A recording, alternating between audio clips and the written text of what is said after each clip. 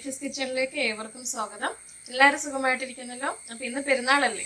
എൻ്റെയും എൻ്റെ കുടുംബത്തിൻ്റെയും വക എല്ലാവർക്കും സമാധാനത്തിൻ്റെയും സന്തോഷത്തിൻ്റെയും ത്യാഗത്തിൻ്റെയും സമർപ്പണത്തിൻ്റെയും പെരുന്നാൾ ആശംസകൾ.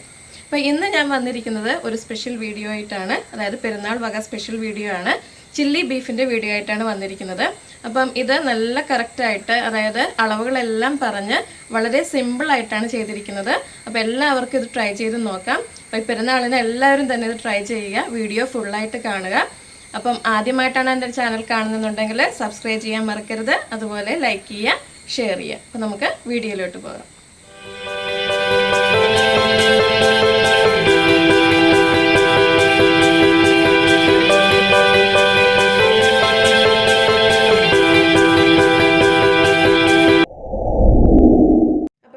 ഉണ്ടാക്കാൻ പോകുന്നത് ചില്ലി ബീഫാണ്.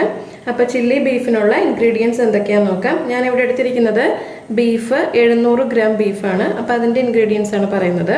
അപ്പോൾ ഇത് നീളത്തിലരിയാൻ നോക്കുക. നീളത്തിലരിഞ്ഞ് കഴിഞ്ഞാൽ കുറച്ചും കൂടി കാണാനൊക്കെ നല്ലതായിരിക്കും. അപ്പോൾ ഞാനിവിടെ ചെറുതാക്കിയാണ് അരിഞ്ഞു വെച്ചിരിക്കുന്നത്. കാരണം ഓൾറെഡി നുറുക്കി കൊണ്ടുവന്നതായിരുന്നു. അതുകൊണ്ട് കുറച്ചും കൂടി ഒന്ന് ചെറുതാക്കിയെന്നേ ഉള്ളൂ. നീളത്തിൽ അത് അരിയാൻ കിട്ടിയില്ല. അപ്പം നീളത്തിൽ അരിഞ്ഞ് വാങ്ങിക്കുന്നതായിരിക്കും നല്ലത്. അപ്പോൾ ഇത് 700 ഗ്രാം ഉണ്ട്. സവോള ഞാൻ എടുത്തിരിക്കുന്നത് 3 മീഡിയം സൈസ് സവോള ചതുര കഷ്ണങ്ങളാക്കിയിട്ട് ഇങ്ങനെ ഇതിൽ നിന്ന് സെപ്പറേറ്റ് ചെയ്ത് മാറ്റിയിട്ടുണ്ട്. പിന്നെ 3 പച്ചമുളക്, അത് 2ആയിട്ട് കീറിയെടുത്തിട്ടുണ്ട്. പിന്നെ ഒരു വലിയ ക്യാപ്സിക്കം എടുത്തിട്ടുണ്ട്, അത് ചതുര കഷ്ണങ്ങളാക്കി അരിഞ്ഞത്. പിന്നെ ഗാർലിക്ക്, വെളുത്തുള്ളി ഒരു 1.5 കുടം എടുത്തിട്ടുണ്ട്. പിന്നെ ഒരു മീഡിയം സൈസ് ഇഞ്ചിയും, അത് ചെറുതായിട്ട് കൊത്തിയരിഞ്ഞത്.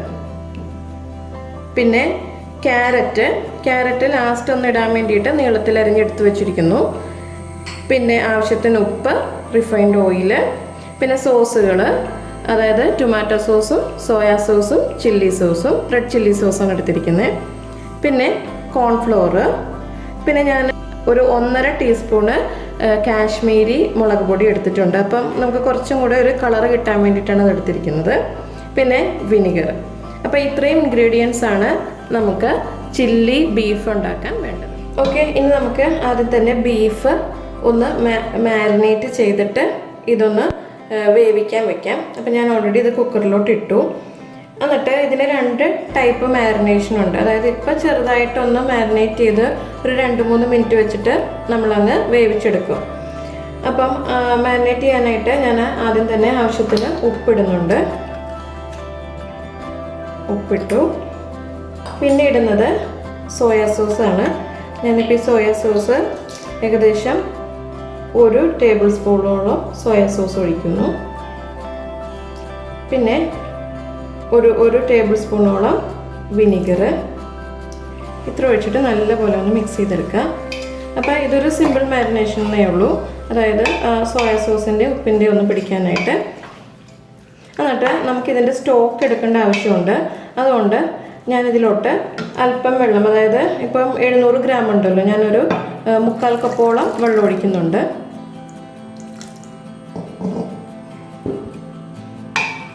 എന്നിട്ടൊരു 2-3 മിനിറ്റ് ഇതിങ്ങനെ വെച്ചിട്ട് നമുക്കിത് വേവിച്ചെടുക്കാം. അപ്പോൾ സാധാരണ ഒരു 4 തുടങ്ങി 6 വിസിൽ വരെ ബീഫിന് വേണ്ടി വരും. അത് ഓരോ സ്ഥലത്ത് കിട്ടുന്നതനുസരിച്ചിരിക്കും അതിൻ്റെ കുക്കിംഗ് ടൈം. അപ്പോൾ ഇത് 2-3 മിനിറ്റ് കഴിഞ്ഞിട്ട് നമുക്കിത് കുക്ക് ചെയ്തെടുക്കാം. ഓക്കെ, അപ്പോൾ നമ്മളത് ബീഫ് വേവിക്കാൻ വെച്ചിരിക്കുന്നതാണ്. ആ സമയത്ത് നമുക്ക് ബാക്കിയുള്ളതെല്ലാം ചെയ്യാം. അപ്പോൾ ആദ്യം ഞാൻ ഒരു പാൻ വെച്ചിട്ടുണ്ട്. അതിലേക്ക് റിഫൈൻഡ് ഓയിൽ ഒഴിച്ചിട്ടുണ്ട്. അപ്പോൾ എണ്ണ നന്നായിട്ട് ചൂടായി. ഇഞ്ചി വെളുത്തുള്ളി കൊത്തിയരിഞ്ഞ് വെച്ചിരിക്കുന്നത്,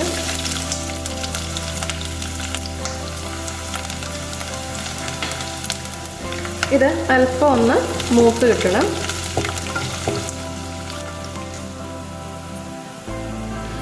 ഓക്കെ, അപ്പോൾ ഇതൊരു ബ്രൗൺ കളറിൽ വന്നിട്ടുണ്ട്. അപ്പോൾ നമുക്കിനി ചേർക്കാനുള്ളത് സവോള. ഓക്കെ, ഒരു ഏകദേശം 2 മിനിറ്റ് ആയിട്ടുണ്ട്. നമുക്ക് ക്യാരറ്റ്, പിന്നെ നമുക്കുള്ളത് ക്യാപ്സിക്കം, ഗ്രീൻ ചില്ലി, ഇതെല്ലാം കൂടെ ഒരു 5 മിനിറ്റ്, അതിൽ കൂടുതൽ വേണ്ട. കാരണം അതിൻ്റെ കളറ് മാറരുത്. അപ്പോൾ ചെറുതായിട്ടൊന്ന് വാടിയാൽ മതി. ഇത് 2-3 മിനിറ്റ് ഞാൻ വാട്ടിയെടുത്തിട്ടുണ്ട്. ഇത്രയും മതിയാവും. ഇതിൻ്റെ കളറൊന്നും കറക്റ്റായിട്ട് പോകാൻ പാടില്ല. അപ്പോൾ ചെറുതായിട്ടൊന്ന് വാടിയാൽ മതി. ഇനി ഞാൻ ഫ്ലെയിം ഓഫ് ചെയ്യുവാണ്. ഇത് വേറൊരു പാത്രത്തിലേക്ക് നമുക്ക് മാറ്റാം. ഓക്കെ, ഇനി ഞാൻ പാൻ വെച്ചിട്ടുണ്ട്. അതിലോട്ട് ഒരല്പം എണ്ണ ഒഴിച്ചിട്ടുണ്ട്. ഞാനിതിലോട്ട് 2-3 വെളുത്തുള്ളി ഇടുകയാണ്. ഇത് ചെറുതായിട്ടൊന്ന് ചൂടാകുമ്പോഴത്തേനും നമ്മൾ നേരത്തെ എടുത്ത് വെച്ചിരിക്കുന്ന കാശ്മീരി മുളക് പൊടി ഉണ്ടല്ലോ അതിടുക. അപ്പോൾ നമ്മളിപ്പോൾ ചെയ്യാൻ പോകുന്നത് സോസ് ഉണ്ടാക്കുകയാണ്. ഈ സമയത്ത് തീ ഒന്ന് കുറച്ച് വെച്ചേക്കണം, അല്ലെങ്കിൽ മുളക് പൊടി കരിയും. ഇനി എടുത്തു വച്ചിരിക്കുന്ന സോസുകൾ. അപ്പം ഇതിൻ്റെ കണക്കെന്ന് പറയുന്നത് 5 ടേബിൾ സ്പൂണിൻ്റെ കണക്കാണ്. 5 table spoon tomato sauce, 3 table spoon red chilli sauce, 2 table spoon soya sauce, 1 table spoon vinegar. ഇത്രയാണ് ഞാൻ ശരിക്കൊന്ന് യോജിപ്പിച്ച് എടുത്തിരിക്കുന്നത്. ഇത് ഇതിലോട്ടിട്ട് ഒന്ന് പച്ചമണം മാറുന്ന വരയ്ക്കും ഒന്ന് വാട്ടിയെടുക്കുക. അപ്പം ഇനിയും നമുക്ക് സോസുകൾ ആവശ്യമുണ്ടെന്നുണ്ടെങ്കിൽ നമ്മൾ ബീഫൊക്കെ ഇട്ട് കഴിയുമ്പോഴത്തേനും ചേർക്കാവുന്നതാണ്. അതിന് കുഴപ്പമൊന്നുമില്ല.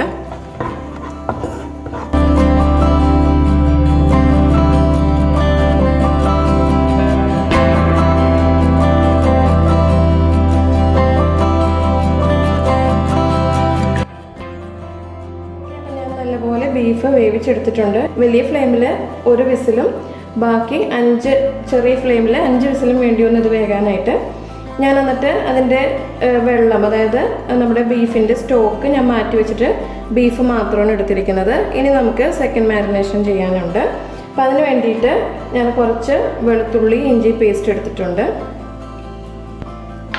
ഇത് 1.5 ടീസ്പൂൺ കാശ്മീരി ചില്ലി പൗഡർ, പിന്നെ 1.5 ടേബിൾ സ്പൂണ് കോൺഫ്ലോർ, നമ്മുടെ soya sauce 1 teaspoon, red chilli sauce 1 teaspoon, പിന്നെ ഒരു പകുതി നാരങ്ങ അത്രയും എടുത്തിട്ടുണ്ട്. ഇതും കൂടെ ഇതിലോട്ടിട്ടിട്ട് നല്ലപോലെ കൈ വെച്ച് ശരിക്കങ്ങ് മാരിനേറ്റ് ചെയ്തെടുക്കാം. പിന്നെ വിട്ടുപോയി, ആവശ്യത്തിന് ഉപ്പും കൂടി ചേർക്കുക. അപ്പോൾ ഓൾറെഡി നമ്മൾ ഉപ്പ് ചേർത്തിട്ടുണ്ട്. അപ്പോൾ അതും കൂടി നോക്കിയിട്ട് വേണം ഉപ്പ് ചേർക്കാനായിട്ട്. പിന്നെ സോയാ സോസിൽ ഉപ്പുണ്ട്. അപ്പോൾ നോക്കിയിട്ട് ലാസ്റ്റ് നമുക്ക് ഉപ്പിടാം. അപ്പോൾ ശരിക്കൊന്ന് മാരിനേറ്റ് ചെയ്തെടുക്കാം. ഓക്കെ, അപ്പം ഞാൻ നല്ലപോലെ ഇത് മാരിനേറ്റ് ചെയ്തെടുത്തിട്ടുണ്ട്. ഞാൻ ആവശ്യത്തിന് ഉപ്പൊക്കെ ചേർത്തു. ഓക്കെ, അപ്പോൾ ഇനി നമുക്ക് ഇതൊരു 10 മിനിറ്റ് 15-20 മിനിറ്റ് വെച്ചാൽ നല്ലത് തന്നെ. മിനിമം ഒരു 10 മിനിറ്റെങ്കിലും നമുക്കിത് ഫ്രിഡ്ജിലോട്ട് അടച്ചു വയ്ക്കാം. എണ്ണ നന്നായിട്ട് ചൂടായിട്ടുണ്ട്. ഇനി നമുക്ക് ബീഫ് വറുത്തെടുക്കുകയാണ് ചെയ്യേണ്ടത്. ഓക്കെ, അപ്പം ഇനി നമുക്ക് എടുത്തു വെച്ചിരിക്കുന്ന മാരിനേറ്റ് ചെയ്ത് വെച്ചിരിക്കുന്ന ബീഫ് ഇതിലോട്ടിടാം.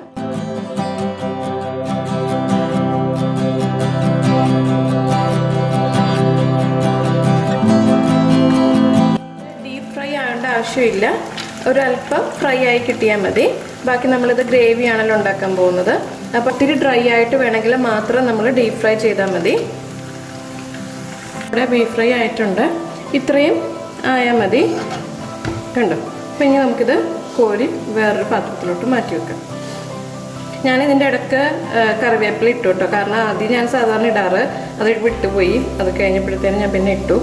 ആ കറിവേപ്പിലയുടെ ഒരു ഫ്ലേവർ വരുമ്പോഴത്തേനും നമ്മൾ എന്ത് ഫ്രൈ ചെയ്ത് കഴിഞ്ഞാലും ഒരു പ്രത്യേക ടേസ്റ്റ് കിട്ടും. ഓക്കെ, അപ്പം നമ്മൾ നേരത്തെ സോസ് ഉണ്ടാക്കിയ പാനാണിത്. ഇതിലോട്ട് ഞാനൊരല്പം എണ്ണ ഒഴിച്ചിട്ടുണ്ട്. എന്നിട്ട് നമ്മുടെ പെരുംജീരകം ഉണ്ടല്ലോ, അത് കുറച്ച് ഞാൻ ഇടുന്നുണ്ട്, വളരെ കുറച്ച്. പിന്നെ വറ്റൽമുളക് ഒരു 4 വറ്റൽമുളക് ഇടുന്നുണ്ട്. അതൊന്ന് മൂത്ത് കഴിയുമ്പോഴത്തേനും നമ്മൾ നേരത്തെ റെഡിയാക്കി വെച്ചിരിക്കുന്ന സവോളയൊക്കെ ഇങ്ങോട്ടിടുക. പിന്നെ നമ്മൾ നേരത്തെ റെഡിയാക്കിയ സോസിൻ്റെ മിക്സർ ഹൈ ഫ്ലെയിമിൽ വയ്ക്കുക.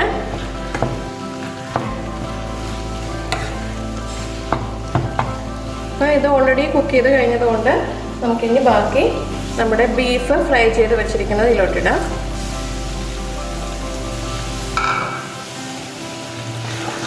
എന്നിട്ട് നല്ലപോലെ അങ്ങ് മിക്സ് ചെയ്യുക.